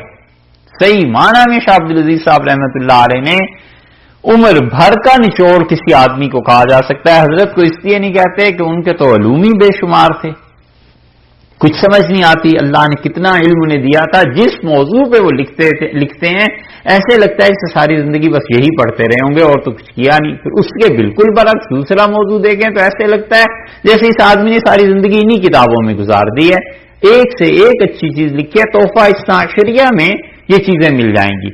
اسی طرح بی بی فاطمہ رضی اللہ عنہا کی سینک یہ کہاں سے چلی کہ اس کو بس وہی عورت کھائے گی جس عورت نے ایک شادی کی ہے؟ یہ اصل میں چلی جہانگیر کے زمانے سے، اور جہانگیر نے جب شادی کی نور جہان سے تو نور جہان کے پہلے شوہر جو تھے وہ تھے علی کلی خان، شیر افغن، علی کلی نہیں، علی کلی تو وہاں تھا بنگال میں، شیر افغن تھا، وہ مر گیا، پسند آئی جہانگیر پھر نے شادی کر لی۔ تو جو پہلی بیویاں تھیں سوکنے، انہوں نے اب کیا شروع کریں، کس طرح آخر اس پہ تنقید کریں، جلائیں، کوئی چیز کریں، انہوں نے یہ سہنک شروع کر دی کہ بی بی فاطمہ رضی اللہ عنہا کے نام کی نیاز دیا کرو، اور یہ ساری نیاز وہ عورتیں کھائیں جنہوں نے 2 شوہر نہیں کیے، ایک ہی شوہر کیا۔ تو مراد یہ تھی کہ ہم تو ساری کنواری تھیں اور یہ پہلے سے شادی شدہ تھی، تو اس کو ستانے کے لیے، تنگ کرنے کے لیے اور اس کو یعنی ذلت نیچا دکھانے کے لیے یہ کرتوت انہوں نے شروع کیے۔ وہ بی بی فاطمہ رضی اللہ عنہا کی سہنک ایسی چلی کہ پورے ہندوستان میں رائج ہو گئی، یہاں تک کہ مولانا اسماعیل شہید رحمۃ اللہ علیہ کے زمانے میں لال قلعہ دلی میں بہادر شاہ ظفر کی بہن تھی، وہ بھی بہت بوڑھی ہو گئی تھی، تو کسی نے جا کے انہیں پڑھایا، اور وہ بیچاری سادی بھی تھی، باتوں میں بھی آ جاتی تھی، تو کسی نے جا کے پڑھایا کہ ارے مولوی اسماعیل پر پابندی لگوائیے، مولوی اسماعیل تو بیوی کی سہنک کو منع کرتا ہے اور کہتا ہے کہ یہ سب غلط چیزیں ہیں۔ تو وہ اس نے بہت موٹی سی ایک گالی دی اور کہنے کی بلا کے لاؤ اسے، اور میں دیکھتی ہوں کہ کیسے کوئی حضرت فاطمہ رضی اللہ عنہ کی سینک کو منع کرتا ہے۔ یہ عجیب مولوی آیا، مولانا اسماعیل شہید رحمۃ اللہ علیہ گئے تو اس نے کہا کہ کیوں گئی مولوی، تم منع کرتے ہو بی بی فاطمہ رضی اللہ عنہ کی سینک سے؟ حضرت بھی آخر منطق فلسفہ سب کچھ پڑھایا تھا، فرمایا میں تو منع نہیں کرتا۔ تو اسے اور غصہ آیا، اس نے جو شکایت لگانے والے تھے انہیں گالیاں شروع کر دی کہ کہاں گئے، انہیں بلاؤ، وہ تو مجھ کو یوں کہتے تھے، آپ تو منع نہیں کرتے۔ انہوں نے کہا آپ یقین مانیے میں نہیں منع کرتا، بی بی کے جو بابا تھے نا حضور اکبر صلی اللہ علیہ وسلم وہ منع کرتے ہیں، میں نہیں منع کرتا۔ اس نے کہا وہ کیسے منع کرتے ہیں؟ وہاں اسماعیل شہید رحمۃ اللہ نے تقریر کی اور انہوں نے کہا وہ کہتے ہیں کہ من احدث فی امرنا ھذا ما لیس منہ، جو اس دین میں نئی کوئی چیز ایسی ایجاد کرے جو اصل میں اس دین کا حصہ نہیں ہے، فہو رد، سو وہ چیز مردود ہے، اسے مت کرو۔ جب ساری تقریر سن چکی، مسئلہ سمجھ چکی، تو کہنے لگی اچھا یہ جو ساری کرتی ہیں لال قلعے والی، آئندہ کسی فلانی نے کی تو میں تو پکڑ کے اس کی چوٹی کاٹ دوں گی، اور حکم دو سارے قلعے کو خبردار آئندہ جو بی بی کی سینک کی، بی بی کے بابا ہی جب منع کرتے ہیں تو ہمیں کیا ضرورت پڑی ہے اس چیز۔ وہاں اسماعیل شہید رحمت اللہ علیہ میں بڑا کمال یہ بھی تھا کہ وہ بات ایسی کرتے تھے کہ بڑی عقلی بات، اور اللہ تعالیٰ نے ان پہ فضل فرمایا تھا. خیر یہ چیزیں تو اس طرح سے یہ چیزیں چلتی ہیں. اب دیکھو وہ جو سینت شروع ہوئی وہ اس لیے شروع کی کہ وہ نور جہان کو ذرا ذلت اور سبکی محسوس ہو، اور بعد والوں نے اسے اپنا لی. اب تک چلتی، اب تک 400 برس ہو گئے، لیکن اب تک مسلمانوں کے گھرانوں میں یہ رواج بھی ہیں. اور پھر آنے والوں نے چھوٹی چھوٹی کتابیں بھی لکھ دیں، گھڑی ہوئی داستان کسی کو مل گئی، اس نے سن کے لکھ دی، چھاپ دی، اور چھاپنے والے چھاپتے جاتے ہیں کہ اس سے پیسے ملتے ہیں. دوسری بات انہوں نے کہا الا من نشاء بزعمہم، اللہ فرماتے ہیں کہ اپنے خیال میں انہوں نے کہا اس کو وہی کھا سکتا ہے جس کو ہم چاہیں، یعنی پجاریوں کو دیتے تھے یہ حضرموت والے، یہ عرب، یہ پجاریوں کے ہاں جا کر چڑھا دیتے تھے اس کھانے کو، اس پیسے کو. اور یہ جتنے بھی مذہبی رہنما اور ٹھیکیدار ہوتے ہیں نا، اصل مسئلہ ان کے ہاں پیسے کا ہوتا ہے کہ پیسہ ملتا رہے بس کسی طرح، اور عوام کو الجھائے رکھو ایسے کاموں میں کہ الیاذ باللہ ان سے پیسہ وصول کرتے رہو. اب وہ پیسہ کہاں خرچ ہوتا ہے، حرام ہے حلال ہے، وہ کام ہوئے نہیں ہوئے کیا ہوا. لیکن یہ مذہبی ٹھیکیدار جتنے ہیں خدا کی مخلوق کو گمراہ کرنے والے، اصل مقصد پیسہ ہوتا ہے. اس لیے ان کے تعیشات کو آپ دیکھیں، ان کی باقی چیزوں کو تو خدا کے ساتھ کوئی تعلق نہیں بنتا، اور باقی دنیا کی ہر عیاشی، ہر چیز اپنے لیے ان کے لیے درست ہو جاتی ہے. الیاذ باللہ اس کی وجہ یہ ہے کہ پیسہ دینے والے کہتے ہیں جہاں ہم چاہیں گے خرچ کریں گے، اور یہ منع ہے فلاں فلاں کے لیے. وَأَنْعَامٌ، اور اللہ نے فرمایا دوسری ان کی بری روایت دیکھ کہ ایسے جانور حرمت ظہورھا، بعض مویشی ایسے ہیں کہ ان کی پیٹھ پر چڑھنا منع ٹھہرا دیا. کہتے ہیں کہ اس کی پیٹھ پر نہیں چڑھا جا سکتا، ان کی سواری نہیں کی جا سکتی. وہ بیل، وہ ہاتھی، اونٹ، ہاتھی نہ بھی کہیے ہے اگرچہ وہ بھی سواری کا، لیکن ہاتھی عام طور پہ چونکہ اس میں بتوں کے نام پہ یعنی ایسے نہیں عرب نہیں کرتے تھے، اس اعتبار سے یہاں پر تو تمام وہ جانور مراد ہیں جو چھوڑے جاتے ہیں بتوں کے نام پر اور وہ سواری کے قابل ہوتے ہیں. جیسے بیل ہے، بھینسا ہے، اونٹ ہے، چھوڑ دیتے تھے اور کہتے تھے ان پہ سواری کرنا منع ہے کیونکہ یہ اس بت کے نام پر ہے.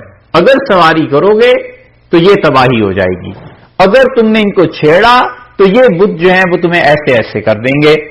یہ اب بھی پائی جاتی ہے، یہ بحیرہ، صائبہ، وسیلہ، حام جن کا اللہ تعالیٰ نے ذکر فرمایا تھا، یہ سب وہی چیزیں اب بھی دیکھ لیں. گائے آزاد پھرتی ہے، کوئی اس کا دودھ نہیں نکالتا. بیل آزاد پھرتے ہیں، اور بعض اوقات کسی دکان پر منہ مار لیں، کوئی چیز کھا لیں تو وہ چیختا بھی ہے اور اسے ہٹاتا نہیں ہے. ہندو اس لیے نہیں ہٹاتا کہ وہ سمجھتا ہے کہ یہ تو جو فلاں دیوی ہے اس کا بھیجا ہوا ہے، انہوں نے کہا ہے. اور چیختا اس لیے کہ ہے بنیا. تو اب کرے بیچارہ کیا؟ ایک طرف مذہب ہے، ایک طرف جیب ہے، دونوں میں سے ایک چیز کو تو کچھ کرنا ہی ہے نا. تو اس لیے اللہ نے فرمایا ایسے جانور، اور مسلمان بھی کچھ اس سے کم نہیں ہے. پیچھے کئی ایک خانقاہوں میں، درگاہوں میں جانور پھر رہے ہیں، گھوم رہے ہیں، اور ان کو کوئی پوچھنے والا نہیں ہے کیا ہے. وہ کسی کے نام پہ آزاد کیے ہوئے ہیں، کسی بزرگ کے نام پر جا کر کوئی چیز چھوڑائے. وَأَنْعَامٌ، اور تیسری ان کی بد رسم اللہ نے فرمایا ایسے جانور لا یذکرون اسم اللہ علیہا، کہ ان پر اللہ کا نام نہیں لیتے ذبح کرتے ہوئے. یہ تینوں قسم کے ان کے جانور دیکھو، افتراء علیہ، اللہ پر جھوٹ باندھتے ہیں، اللہ پر جھوٹ بولتے ہیں. مویشی ذبح کرنا ہے اور خدا کا نام نہیں لیتے. خدا کا نام اس لیے نہیں لیتے کہ یہ سمجھتے ہیں کہ قرب اس طرح حاصل ہوگا ان چیزوں کا. جنات، شیاطین وہ اپنے نام پر عبادت کرواتے ہیں، وہ کہتے ہیں کہ اللہ کے مقابلے میں ہماری عبادت کرو. اسی لیے حضور اقدس صلی اللہ علیہ وسلم نے فرمایا قیامت کا آخری وقت جب آئے گا، تو عیسیٰ علیہ الصلوۃ والسلام کی آمد کے بھی بعد مسند احمد میں آتا ہے رسول اللہ صلی اللہ علیہ وسلم بدترین مخلوق بس اس دنیا میں رہ جائے گی، اور ایک ہوا چلے گی ایسی کہ جس میں بھی ایمان ہوگا وہ مر جائے گا. اور یہاں تک کہ کوئی آدمی اس ہوا سے بچ کر پہاڑ کی کھو میں بھی چلا جائے، پتھر کے پیچھے بھی، تو وہاں تک بھی وہ ہوا پہنچ جائے گی.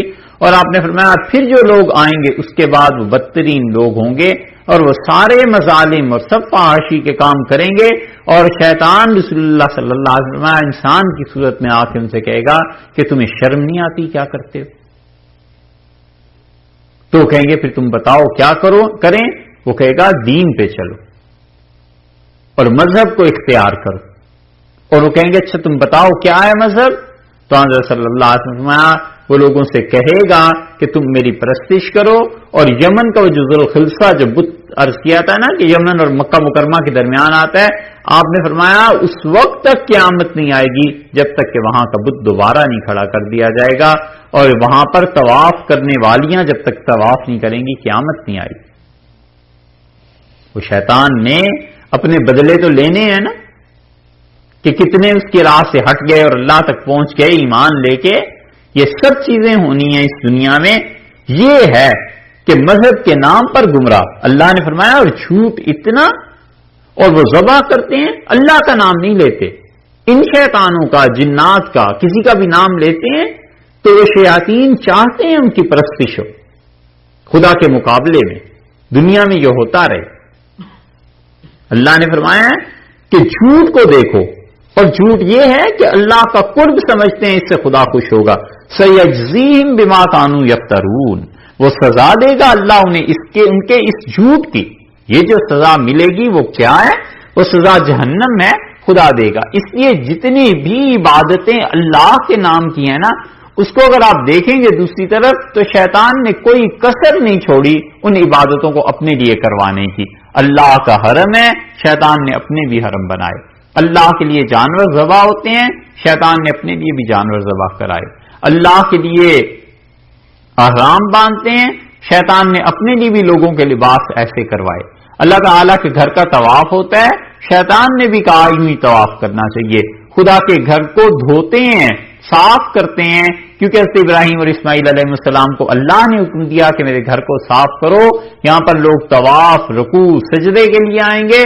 بالکل اس کے مقابلے میں شیطان نے بزرگوں کی قبروں کو بھی دھلوایا، اور پانی سے نہیں دودھ سے دھلوایا.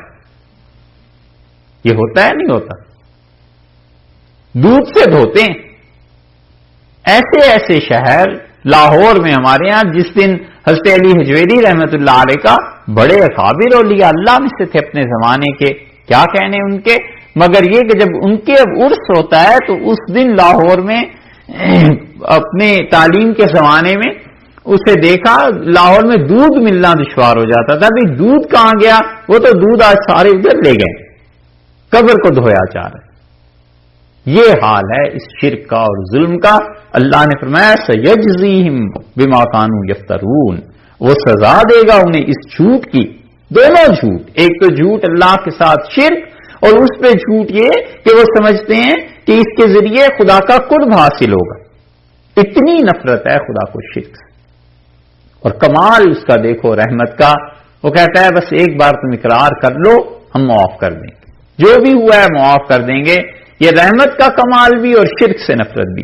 اور چوتھی خراب برکت وقالو، اور کہتے ہیں ما فی بطون ھذہ الانعام، جو کچھ ان کے پیٹ میں ہے ان جانوروں کے، خالصۃ لذکورنا، یہ صرف اور صرف ہمارے مردوں کے لیے. یعنی ان جانوروں کے پیٹ میں جو دودھ ہے، جو مادہ جانور دودھ دیتی ہیں، گائے ہے، بھینس ہے، بکری ہے، بھیڑ ہے. اور یہ دوسرے تفسیر یہ کی گئی ہے کہ جو کچھ ان کے پیٹ میں ہے یعنی بچے، یہ سب کے سب کیا ہیں؟ خالصۃ لذکورنا، یہ ہمارے مردوں کے لیے ہے خاص طور پہ. بس عورتیں اس میں سے نہیں کھا سکتی، مرد کھائیں گے. خالص کا اصل میں لفظ کا یہ جو تا ہے نا آگے خالصۃ، یہ مبالغے کے لیے. جیسے علامہ کا لفظ بولتے ہیں نا، بڑا علم والا، علامہ شبلی نعمانی. شبلی کے متعلق کہتے ہیں نا وہ واقعی اس درجے کا آدمی تھا. علامہ سے بھی بڑی کوئی چیز ہوتی تو انہیں کہتے. شبلی کو اتنا علم اللہ نے دیا تھا، جیسے نہلا دیا ہو خدا نے اس کو علم. خالصۃ علامہ کہتے ہیں نا، تو علامہ اصل میں تو علام سے بنا ہے علامہ، اور خالص سے خالصہ، پیور 100% بالکل، لذکورنا، صرف ہمارے مردوں کے لیے، مرد کھائیں گے، اور وہ محرم علی ازواجنا، ہماری عورتوں کے لیے کھانا حرام ہے۔ ان ساری رسومات کو آپ ذہن میں رکھیے گا، آگے دیکھیں قرآن اس کی خبر کیسے لیتا ہے، اللہ تعالی نے کیسے مطالبہ کیا ہے اور کیا کیا فرمایا ہے۔ یہ رسومات وہاں کام آتی ہیں، محرم علی ازواجنا، اور کہتے ہیں کہ ہماری عورتوں کے لیے بالکل حرام ہے، اس میں عورتوں کی شرکت نہیں ہے۔ اسی طرح کنڈوں میں شکیں ہوتی ہیں نا کہ مرد نہیں کھائے گا، یا پتہ نہیں بچے نہیں کھائیں گے، یا کون نہیں کھائے گا اور عورتیں کھائیں گی، کنڈے دیتے ہیں، اسی طرح اور بہت سی خرافات اپنے پاس سے بنا رکھی ہیں۔ اور پھر کہتے ہیں وَإِن يَكُن مَيْتَةً، اور اگر یہ بچہ مردہ پیدا ہو جائے، فَهُمْ، یہ جو مرد اور عورتیں فِيهِ شُرَكَاء، سارے اسے مل کے کھائیں گے، اس میں مرد بھی شامل ہیں، عورتیں بھی شامل ہیں، اور سب لوگ اس کو مل کے کھا سکتے ہیں۔ اگر اور اس میں کیا ہے، اللہ نے فرمایا سیجزیم وصفہم، اللہ انہیں سزا دے گا، وصفہم، ان تقریروں کی۔ یہ جو من گھڑت مسائل ہیں نا، اپنے پاس سے حلال اور حرام بنانا، یہ خدا نے کہا ہے ہم انہیں سزا دیں گے۔ کسی چیز کو حلال اور حرام کہنا، اس کے دو درجے ہیں۔ ایک درجہ تو یہ ہے کہ مجتہد اپنے اجتہاد سے حرام کہتا ہے، وہ بالکل ایک الگ چیز ہے، وہ ٹھیک بھی ہے، جائز بھی ہے، دلائل کی بنیاد پہ بھی ہے، اس میں کوئی حرج نہیں۔ اور ایک یہ کہ بغیر کسی دلیل کے کسی چیز کو حلال اور حرام کہنا، یہ اتنا بڑا منصب ہے کہ اللہ کے ساتھ شرک ہے، کیونکہ اللہ ہی ہے جو بتائے کیا چیز حلال ہے، اور اللہ ہی ہے جو بتائے کیا چیز حرام ہے۔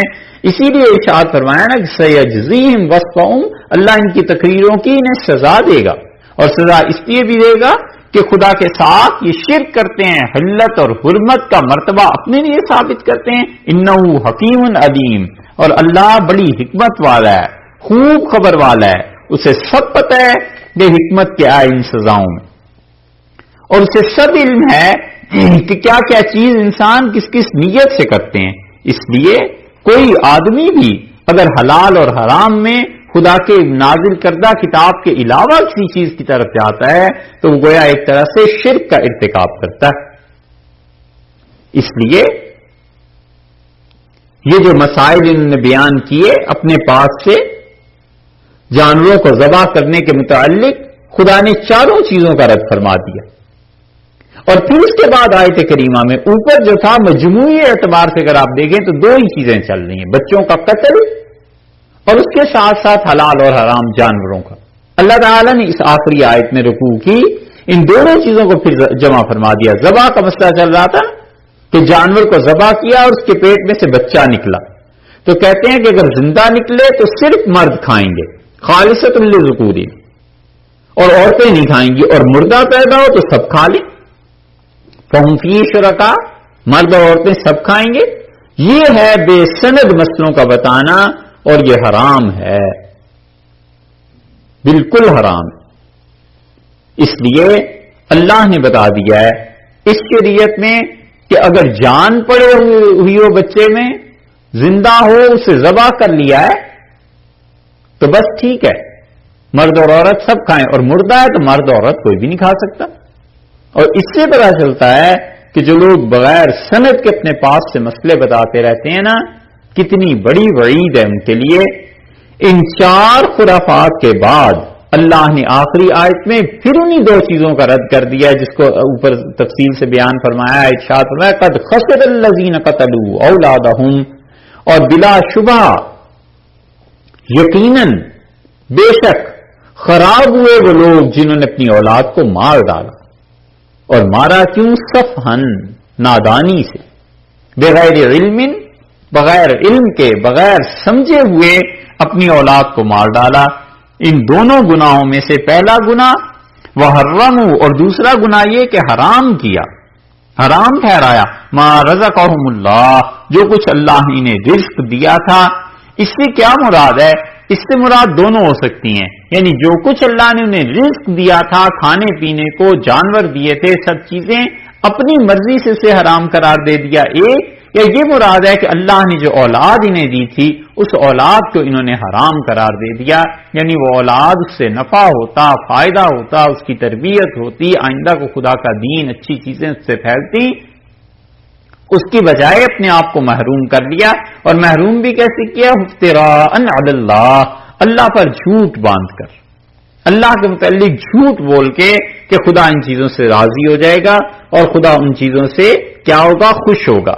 اس میں ایک اور تفسیر بھی کی گئی ہے، مفسرین رحمہ اللہ کہتے ہیں، اور بہت اچھی تفسیر انہوں نے کی ہے کہ وَحَرَّمُوا مَا رَزَقَهُمُ اللَّهُ، اور انہوں نے حرام کیا اللہ نے جو رزق انہیں دیا تھا اسے انہوں نے حرام کیا، یعنی افتراء، آگے فرمایا کہ افتراء علی اللہ، اللہ پر جھوٹ بول کر، یعنی اللہ نے جن چیزوں کو جائز اور حلال قرار دیا تھا انہوں نے ان چیزوں کو حرام بنایا، جیسے عورتوں کا وراثت میں حق، یہ کرتے ہیں کہ اللہ تعالی نے بیٹیوں کو حق دیا اور ناروا طور پر یہ رکھتے ہیں، سخت وبال ہے اس کا، عورتوں کا حق مہر ہے، جان بوجھ کے باوجود استطاعت کے اسے ادا نہیں کرتے، خام خواہ تنگ کرتے ہیں کہ وہ اپنا حق مہر چھوڑ دے، معاف کر دے بغیر کسی شرعی دلیل کے، یہ ظلم کرتے ہیں۔ اللہ نے فرمایا ہے کہ ان کا حال دیکھو کہ حرام قرار دیتے ہیں اپنے لیے ان چیزوں کو جو اللہ تعالی نے انہیں دی تھی، قد ضلوا، اور یہ لوگ بے شک گمراہ ہو گئے، وما کانوا مہتدین، اور صحیح راہ پر نہیں آئے۔ اتنا بھی کافی تھا کہ اللہ فرما دیتے کہ گمراہ ہو گئے، اس کے بعد فرمایا وما کانوا مہتدین، صحیح راہ پر آئے ہی نہیں، یعنی شدید گمراہی میں چلے گئے۔ اس پورے رکوع میں اول سے آخر تک اللہ نے ساری ان رسومات کا رد فرمایا ہے جو مشرکین کے ہاں تھیں اور جو وہ لوگ کیا کرتے تھے۔ اس لیے یہ شرک، اس نے اتنی ہندوستان میں اپنی جڑیں پھیلا لی، اتنی زیادہ کہ پوری دنیا میں گویا یہ لوگ غالب آ گئے، شرک کرنے والے علیہ باللہ، اور دین کچھ سے کچھ انہوں نے کر دیا عام مسلمانوں۔ اورنگزیب رحمت اللہ علیہ کے زمانے تک کچھ حالات ٹھیک رہے، اور اورنگزیب کے زمانے کے بعد جو اعظم خان ان کے بیٹے آئے، اور جنہوں نے، اعظم نے، خان تو نہیں تھے، اعظم تھے مغل، انہوں نے جو شیعت کو اختیار کر لیا، تو شیعت کی وجہ سے یہ رسومات ہمارے ہاں بھی آ گئی۔ ان پڑھ سنی جاہل، انہوں نے دیکھا محرم میں خدا کی عبادت ایسے ہوتی ہے، انہوں نے بھی ایسے ہی کرنا شروع کر دیا۔ اور اصل خرابی آئی طہماسپ سے، ہمایوں سے، پکے حنفی اور سنی تھے، یہ سارے نقشبندی تھے، اور ہمایوں جب گئے ہیں وہاں پر ایران، تو شادی ہوئی طہماسپ کی بیٹی سے، اس نے اپنی بیٹی کو بھی بھیجا اور ساتھ شیعہ علماء بھی بھیج دی، انہوں نے آ کر ہندوستان میں یہ گل کھلائے، وہاں سے بنیاد یہ پڑی، وگرنہ یہ سارے حنفی ماوراء النار کے پکے سنی تھے، اور رہے سنی پھر بھی، اور نقشبندیہ سلسلے میں بیعت دین میں رہی۔ جہانگیر نے خود لکھا ہے کہ میں بیعت کرتا ہوں، اپنی پھوپھی کے متعلق لکھا ہے کہ مجھے تلقین کرتی ہیں کہ تمہارے بڑوں میں بیعت رہی اور تم لوگ یہاں آ کے ایسے آزاد ہو گئے اور بیعت نہیں کرتے۔ اور بابر بادشاہ نے تفسیر لکھی قرآن پاک کی، اب بھی آپ دیکھ سکتے ہیں، ان کے آفس لائبریری میں ہے، انگلینڈ میں ہے، یہ سب چیزیں مل جائیں گی۔ لیکن وہاں سے اتنا، ہمایوں چونکہ خود بہت پڑھے لکھے آدمی تھے، اتنا شیعہ علماء کے ساتھ بحث مباحثہ ہوا کہ ہمایوں کو ابن حجر مکی رحمت اللہ علیہ کو لکھنا پڑا، اور ابن حجر مکی اس وقت بڑا علم کا شہرا تھا، بڑے صاحب علم تھے، انہوں نے، ہمایوں نے لکھا کہ اس سے معاویہ رضی اللہ عنہ کے متعلق ہم لوگوں کو کیا عقیدہ رکھنا چاہیے سنیوں کو، تو انہوں نے پوری کتاب لکھ کے ہمایوں بادشاہ کے نام بھیجی، الخیرات الحسان کے نام سے، اور اس میں لکھا کہ صحابہ کرام رضی اللہ عنہ کی تعظیم کیوں ضروری ہے۔ وہ کتاب عام طور پہ مل جاتی ہے، چھپی ہوئی عربی میں، یہ وہی ابن حجر ہیں جنہوں نے عبد الرحیم خان خانہ کی بھی سوانح لکھی. ہندوستانیوں میں غالباً عبد الرحیم خان خانہ رحمت اللہ علیہ پہلے آدمی ہیں جن کی سوانح کسی عرب نے لکھی. اتنی خوبیاں اللہ نے اسے دی تھیں. عبد الرحیم خان خانہ کو اتنی خوبیاں دی تھیں کہ گرمی بہت شدید لگتی تھی تو وہ ٹب تھا اس میں لیٹ جاتے تھے گرمیوں میں دوپہر میں, اور نوکر ان کے کتاب لے کے کھڑے رہتے تھے, بس وہ ٹب میں لیٹے رہتے تھے اور اشارہ ہوتا تھا پھر وہ ورک اس کا پلٹ دیتے تھے. پڑھتا رہتا تھا. اتنا علم اس کے پاس تھا. اور جب مکہ مکرمہ گئے تو اتنا پیسہ خرچ کیا مکہ جا کے حج کرنے والوں کے لیے کہ یہ ابن حجر لکھتے ہیں کہ مکہ میں جس طرح لبیک کی آوازیں آتی ہیں بالکل اسی طرح عبد الرحیم خان خانہ کا نام ہر گلی ہر محلے میں چلتے پھرتے لوگ لیتے تھے, اٹھتے بیٹھتے, کہ عبد الرحیم خان خانہ جیسا آدمی نہیں دیکھا جس نے اتنا خدا کے گھر میں آ کے خرچ کیا. اسی لیے شاہ ولی اللہ رحمت اللہ علیہ آخری زمانے میں روئے اور انہوں نے کہا ہندوستان میں بہت بڑے مسائل میں سے ایک مسئلہ اس وقت یہ ہے کہ مغلوں کو چاہیے ہندوستان کی معیشت کو سنبھالیں, وگرنہ 1 صدی 1.5 صدی سے زیادہ یہ ملک نہیں چل سکے گا اور سارے معاشی ذرائع برباد ہو جائیں گے اور نتیجہ یہ کہ قحط پڑ جائے گا اور یہ چیزیں ہو جائیں گی. شاہ صاحب نے اس وقت یہ بات لکھی رحمت اللہ علیہ نے جب بظاہر کوئی آثار نظر نہیں آتے تھے, تو وہاں سے یہ رسومات یہ چیزیں ایسے ٹریولنگ ہوتی رہی ہے, اسی طرح پہنچتے رہے ہیں. اسی لیے پھر وہاں اسماعیل شہید رحمت اللہ علیہ کا جو دور آیا ہے تو دلی میں کیا پورے ہندوستان میں گلی گلی محلے محلے میں یہ ساری چیزیں ہوتی تھی. اور اسی لیے یہ دیکھیے تقویۃ الایمان میں انہوں نے کیا لکھا ہے, کہتے ہیں کہ اللہ تعالی نے بندوں کو یہ ادب سکھایا ہے کہ وہ دنیاوی کاموں میں اللہ کو یاد رکھیں اور اس کی تعظیم بجا لائیں تاکہ ایمان بھی سنور جائے اور کاموں میں بھی برکت ہو.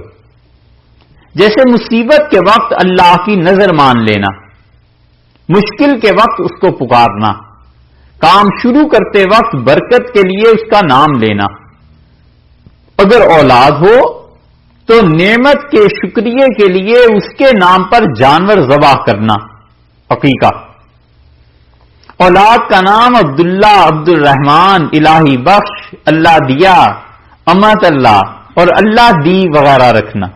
امت اللہ تعالی کی نوکرانی, اللہ کی خادمہ. یہ حضرت الیاس صاحب رحمت اللہ علیہ کی والدہ کا نام بھی یہی تھا. اور اللہ دیا نام رکھتے تھے نا, تو اس کے مقابلے میں مؤنث اللہ دی. کھیتی کی پیداوار میں سے تھوڑا سا غلہ اس کے نام کا نکالنا, پھلوں میں سے کچھ پھل اس کے نام کے نکالنا, جانوروں میں سے کچھ جانور اللہ کے نام کے مقرر کرنا, اور اس کے نام کے جو جانور بیت اللہ کو لے جائے جائیں ان کا ادب اور احترام بجا لانا. یہ گزرا نا سورہ مائدہ میں. یعنی نہ ان پہ سوار ہونا نہ انہیں لادنا, کھانے پینے اور پہننے اوڑھنے میں اللہ کے حکم پر چلنا, جن چیزوں کے استعمال کا حکم ہے صرف انہیں استعمال کرنا اور جن کی ممانعت ہے ان سے باز رہنا. دنیا میں گرانی اور ارزانی, صحت و بیماری, فتح و شکست, اقبال و ادبار, ترقی اور تنزل اور رنج و مسرت میں جو کچھ پیش آتا ہے سب کو اللہ کے اختیار میں سمجھنا, یہ اللہ کا ادب ہے. ہر کام کا ارادہ کرتے وقت انشاءاللہ کہنا, مثلا یوں کہنا کہ انشاءاللہ ہم فلاں کام کریں گے. اللہ تعالیٰ کے اسم گرامی کو اس عظمت کے ساتھ لینا جس سے اس کی تعظیم نمایاں ہو اور اپنی غلامی کا اظہار ہوتا ہو, جیسے یوں کہنا کہ ہمارا رب, ہمارا مالک, ہمارا خالق, ہمارا معبود وغیرہ. اگر کسی موقع پر قسم کھانے کی ضرورت پڑ جائے تو اسی کے نام کی قسم کھانا. یہ تمام باتیں اور اس قسم کی دیگر باتیں اللہ پاک نے اپنی تعظیم ہی کے واسطے مقرر فرمائی. پھر جو کوئی اس قسم کی تعظیم غیر اللہ کی کرے, اب ہے نا بات یہی چبھتی ہے بس, باقی سب باتوں پہ اتفاق ہوتا ہے. آگے اس پہ کہتے ہیں کہ نہیں, جو اس کو کرے وہ وہابی ہو گیا, مثلاً کام رکا ہوا ہو یا بگڑ رہا ہو، اس کو چالو کرنے یا سنوارنے کے لیے غیر اللہ کی نظر مان لی جائے۔ اولاد کا نام عبد النبی، 150 برس اس پہ بحث ہوتی رہی کہ عبد النبی نام رکھنا جائز ہے یا ناجائز۔ مولانا اسماعیل شہید رحمت اللہ نے لکھ دیا تھا نا کہ ناجائز ہے، بس زور لگ گیا کہ عبد المصطفیٰ نام رکھیں گے اور عبد النبی نام رکھیں۔ جو آتا تھا مراد آباد سے پرے سے بس عبد النبی عبد المصطفیٰ نام لے کے آتا تھا۔ ایسا زور لگا 150 برس اس جنگ میں خام کا، اللہ کے جاننے والے جانتے تھے کہ جو کچھ مولانا اسماعیل شہید رحمت اللہ نے کہا وہ ٹھیک کہا یار، کیونکہ حضرت نے کہہ دیا تھا لہذا اس کو تو رد کرنا ہی کرنا ہے۔ دلی میں جلسہ ہو رہا تھا اور مولانا اسماعیل شہید رحمت اللہ علیہ پہ کفر کا فتویٰ ہوا تو بڑے مولوی تقریریں ہو رہی تھیں، ایسا ہے ایسا ہے ایسا ہے۔ ایک مولوی صاحب نے، وہاں حضرت کے بھی ایک شاگرد بیٹھے ہوئے تھے، تو ایک مولوی صاحب نے کہا کہ مولوی اسماعیل کی اور ہماری مخالفت کی یہ وجوہ ہیں، تو کسی نے رکا لکھ کے بھیجا ہوگا کہ آپ کچھ نرمی سے کام لیں، تو انہیں غصہ آ گیا۔ انہوں نے کہا مولوی اسماعیل کے ساتھ تو ہماری ایسی مخالفت ہے کہ جس چیز کو وہ حرام کہے ہم حلال کہیں، جس کو وہ حلال کہے ہم حرام کہیں، ایسی مخالفت ہے۔ تو ایک آدمی اٹھا، اس نے کہا مولانا اسماعیل شہید رحمت اللہ تو والدہ کو حرام کہتے ہیں کہ آپ حلال کہیں گے؟ مناظرے تو پھر یوں ہی ہوتے ہیں۔ اب چپ۔ یہ عبد النبی نام اتنی اس پہ بحث ہوئی، اور اب ایک ہمارے ہاں صاحب علم پڑھے لکھے، ان کی تفسیر آئی تو انہیں فون کیا، ملاقات تو اب تک بھی نہیں ہوئی لیکن فون نے کیا، ہم نے مبارکباد دی، ہم نے کہا بڑی اچھی تفسیر ماشاءاللہ لکھی اور خوشی ہوئی، اور حضرت یہ جو آپ نے چیزیں لکھی ہیں اسی پہ تو بر صغیر میں مسلمانوں پر ایک دوسرے کے خلاف فتوے لگتے رہے اور اسی پہ تو سارے لڑائی جھگڑے تھے، اب 150 برس کے بعد یہ کیسے ساری چیزیں جائز ہو گئیں؟ اور ان میں عبد النبی نام بھی تھا، انہوں نے لکھا مکروہ ہے عبد النبی نام رکھنا۔ ہم نے عرض کیا حضرت یہی سب کہتے تھے مکروہ ہے، یہ اب کیسے؟ تو کہنے کہ بھائی مسئلہ وہی ہے جو ہم نے لکھا ہے، چیز وہی ہے، باقی اب لوگ جو مرضی کہتے ہیں۔ یہ ہے حال۔ اولاد کا نام عبد النبی، امام بخش، پیر بخش رکھا جائے، کھیت اور باغ کی پیداوار میں ان کا حصہ رکھا جائے، جب پھل تیار ہو کر آئیں تو پہلے ان کے نام کا حصہ الگ کر دیا جائے تب اسے استعمال میں لایا جائے، جانوروں میں ان کے نام کے جانور مقرر کر دیے جائیں، پھر ان کا ادب و احترام بجا لایا جائے، پانی سے یا چارے سے انہیں نہ ہٹایا جائے، لکڑی سے یا پتھر سے انہیں نہ مارا جائے، اور کھانے پینے اور پہننے اوڑھنے میں رسموں کا خیال رکھا جائے کہ فلاں فلاں لوگ فلاں فلاں کھانا نہ کھائیں، فلاں فلاں کپڑا نہ پہنیں، بیوی کی سہنک مرد نہ کھائیں، عورتیں کھائیں، اور عورتیں بھی وہ جس کے 2 شوہر نہ ہوئے ہوں، لونڈی نہ کھائے، شوہر والی عورت نہ کھائے، یہ وہی چیز ہے نور جہان پہ تنقید کے لیے۔ شاہ عبد الحق کا توشہ رحمت اللہ علیہ، حقہ پینے والا نہ کھائے، دنیا کی بھلائی برائی کو انہی کی طرف منسوب کیا جائے۔ یہ دیکھیے آج بھی فکر آئی سننے میں آتا ہے کہ فلاں فلاں ان کی لعنت میں گرفتار ہے، اس مزار کی توہین کی نا، ان بزرگوں کے فٹکار اس پہ پڑی ہوئی ہے، جبھی تو ان کے کام نہیں ٹھیک ہوتے، یہ اب بھی کہتے ہیں لوگ۔ پاگل ہو گیا ہے، فلاں محتاج ہے، انہی کا دھتکارا ہوا ہے، جس نے ہماری سرکار کے ہاں چادر نہیں چڑھائی سرکار نے دھتکار دیا، اب تو بس اس کی زندگی تو بیکار ہوئی ساری۔ ہوتا ہے نا اب بھی۔ اور دیکھو فلاں کو انہوں نے نوازا تھا، بس وہ گئے اور بزرگ تھے انہوں نے ڈنڈا مارا، اور بزرگ تھے انہوں نے قبر سے اشارہ ہوا کہہ دیا بس تم بادشاہ بن جاؤ گے، صدر مملکت بادشاہ ہو گئے۔ اور صدر مملکت وہ جو تھے وہ اپنے مرتبے میں اب فائز ہی اس لیے ہوئے کہ فلاں بزرگ نے یہ کہہ دیا، فلاں کو انہوں نے نوازا تھا، آج سعادت و اقبال اس کے پاؤں چوم رہے ہیں، فلاں تارے کی وجہ سے قحط آیا، فلاں کام فلاں ساتھ میں فلاں دن شروع کیا گیا تھا اس لیے پورا نہ ہوا۔ یہ ہندو جو نکالتے ہیں نا جوتشی کہ فلاں ستارہ فلاں جگہ جائے پھر یہ کام شروع کرنا، یا یہ کہا جائے کہ اللہ اور رسول چاہے گا تو میں آؤں گا۔ یہ ایک صحابی رضی اللہ عنہ نے رسول اللہ صلی اللہ علیہ وسلم کے سامنے کہہ دیا، انہوں نے کہہ دیا ما شاء اللہ و ما شاء محمد، جو اللہ چاہے اور محمد صلی اللہ علیہ وسلم چاہیں۔ تو رسول اللہ صلی اللہ علیہ وسلم کا کندھا پکڑ لیا اور آپ نے فرمایا جعلتنی للہ ندن، مجھے اللہ کا شریک بناتے ہو کہ جو میں چاہوں اور جو اللہ چاہے؟ قولوا ما شاء اللہ فقط، صرف یہ کہا کرو کہ ما شاء اللہ، جو اللہ چاہے۔